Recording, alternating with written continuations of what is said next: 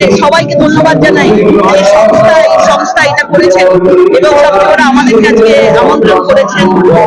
নিজেকে ধন্য মনে করছি, কৃতজ্ঞ মনে করছি এত বড় একটা অনুষ্ঠানে ছোট্ট একটা অংশগ্রহণ করতে পেরে আজকে ভালো লাগছে।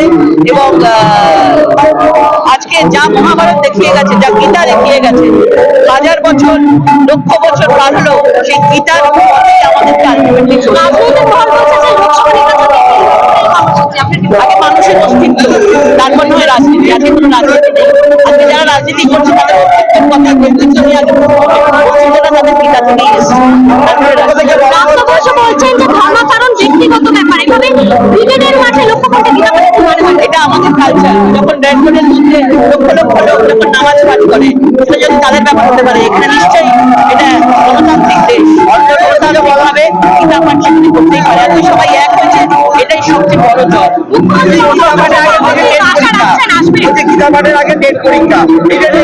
ইচ্ছাকৃত রাজনীতি নিয়ে আসছে, এরা ধর্মের সঙ্গে রাজনীতিকে ঘিরে ফেলে। যে যার ধর্মের জায়গা ধর্মে থাকে, রাজনীতিকে নিয়ে এসে এরা বুঝিয়ে দিচ্ছে যে এরা আসলে হিন্দুদের সঙ্গে নেই, এরা চায় না। এর আগে দেখুন রাজ্য সরকারকে, এই রাজ্য সরকারই বলেছিল বুদ্ধদেব সাউকে কেন করা হলো, RSS এর লোককে করা হয়েছে।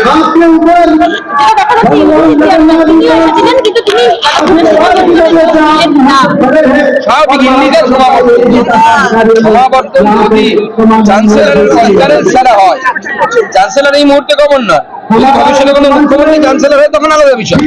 যেহেতু এই মুহূর্তে চ্যান্সেলর হচ্ছে গভর্নর সাহেবের কনকারেন্স ছাড়া কোনো মতেই সমাবর্তন সংগঠিত হতে পারে না। যদি হয় সেই তৃণমূল কংগ্রেস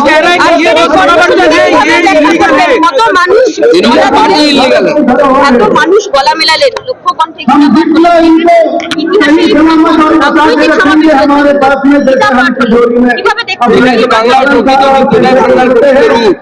এতদিন ঢাকা পড়েছে, যেমন আকাশে মাঝে মাঝে মেঘ এলে পরে সূর্য ঢাকা পড়ে যায়, কিন্তু আড়ালে তো সূর্য হাসে, একসময় মেঘ সরে যায়, সূর্য আবার। এটাই হচ্ছে বাংলা ভক্তি যুগের স্থান। শ্রী চৈতন্য মহাপ্রভু মানুষ এখানে জন্মেছে, রামকৃষ্ণ পরমহংস জন্মেছেন, বিবেকানন্দ জন্মেছেন, আরো বহু সাধু সন্ন্যাসী বলে শেষ করা যাবে না, তারা জন্মেছেন। ব্রহ্মানন্দজি মহারাজ, ঠাকুর থেকে শুরু করে কার কথা বলবো। বাংলা বিগত দিনে নিজের রাস্তা ছেড়ে অন্য রাস্তায় চলে গেছে। বাংলা যে মা এদের জায়গা নয়, বাংলা বিবেকানন্দের জায়গা, बांग्ला रामकृष्ण देव जाएगा, बांग्ला चैतन्य महाप्रभु। तृणमूल कांग्रेस कह रही है गीता पाठ से अनुष्ठान हो रहा है आज जो हुआ, ये पॉलिटिकली मोटिवेटेड है, इसके पीछे धर्म का कोई जगह नहीं है। बीजेपी जानबूझ के ये क्या एएमसी का सर्टिफिकेट से कंपनी बन गया क्या? तो कौन धर्म कर रहा है वहाँ पे देगा। मुख्यमंत्री रेड रोड में नमाज पे जाती है तो धर्म का माना जाता है, यहाँ पे हम लोग इससे नहीं होगा। तो मुख्यमंत्री का टीएमसी का सर्टिफाइंग अथॉरिटी बन गया, which one is the religious program or which is not? Trinamool Congress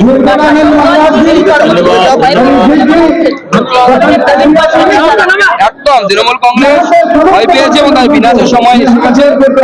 এটাও বলা আছে বিনাশকালে বিপরীত, সেটাই হচ্ছে। বাংলার মানুষকে বলবো নিজের রুটকে খুঁজুন, নিজের মূলকে খুঁজুন, মূলে ফিরে যান। মূল থাকলে উৎপাটিত হবেন না, যদি মূল না থাকে সমূলে উৎপাটিত। সুকান্ত মজুমদারের যে কথা আমরা শুনলাম সেটা শুনে স্পষ্ট হয়ে যাচ্ছে তিনি স্বামী বিবেকানন্দকে ঘুরপথে বামপন্থী বললেন এবং অশিক্ষিত বললেন। আমরা প্রত্যেকে তার বক্তব্য শুনেছি এবং এটাই বিজেপির কালচার। শুধু আপনি যদি হিন্দু ধর্মের দৃষ্টিভঙ্গি থেকেই দেখতে পাবেন, এর আগে বা পূর্বতন বিজেপির যে রাজ্য সভাপতি ছিলেন দিলীপ ঘোষ, তিনিও মা দুর্গার জন্ম অস্তিত্ব নিয়ে প্রশ্ন তুলেছিলেন যে মা দুর্গার অস্তিত্বের ঠিক নেই, মা দুর্গার জন্মের ঠিক নেই। আমরা প্রত্যেকে জানি বিজেপির বিভিন্ন নেতৃত্ব কখনো স্বামী বিবেকানন্দের অপমান করছেন, কখনো তার ট্র্যাডিশন বজায় রেখে রবীন্দ্রনাথ ঠাকুরকে অপমান করছেন। এটা বিজেপির কালচার হয়ে গিয়েছে যে বাঙালি সংস্কৃতি, বাংলার সংস্কৃতি, সেই বাংলার সংস্কৃতির মধ্যে কোথাও দুর্গাপুজো, কোথাও স্বামী বিবেকানন্দ, কোথাও নেতাজি সুভাষচন্দ্র বোস কিংবা কোথাও রবীন্দ্রনাথ ঠাকুর, তারা একের পর এক ঘটনায় আমরা দেখতে পাচ্ছি তাদেরকে আক্রমণ করছেন এবং বিভিন্নভাবে তাদেরকে অসম্মান সূচক কথাবার্তা বলছেন। আমরা তৃণমূল কংগ্রেসের তরফ থেকে তীব্র নিন্দা জানাই, তীব্র ধিক্কার জানাই এবং আমরা চাই, আমাদের দাবি সুকান্ত মজুমদারকে 24 ঘন্টার মধ্যে এর জন্য ক্ষমা চাইতে হবে, ক্ষমা প্রার্থনা করতে হবে।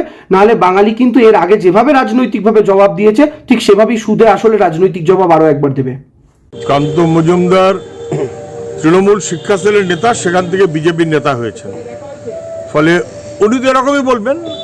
অল্পবিদ্যা ভয়ঙ্করী ওর ক্ষেত্রে হয়তো প্রযোজ্য হতে পারে, কিন্তু বাংলার মানুষ গোটা ভারতবর্ষকে সামনে থেকে পথ দেখিয়েছে বরাবর, এবং সর্বধর্ম সমন্বয় সমগ্র মানুষকে ঐক্যবদ্ধ করে নেওয়া।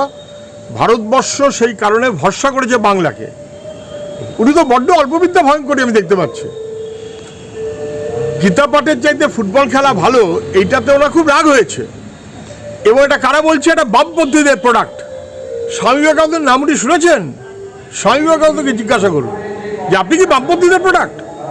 অপদার্থ এবং অপকাণ্ডরা যদি কখনো কোনো দলের নেতা হয়, যারা মনীষীরা কে কী বলেছেন তাও জানে না, এমনকি বিবেকানন্দ কী বলেছেন তাও জানে না, অথচ বিজেপির নেতা হয়, তাহলে সেটা অল্পবিদ্যা ভয়ঙ্করী সামিল। অনেকেই বলেছেন, বিবেকানন্দ নামটা জানা থাকা উচিত।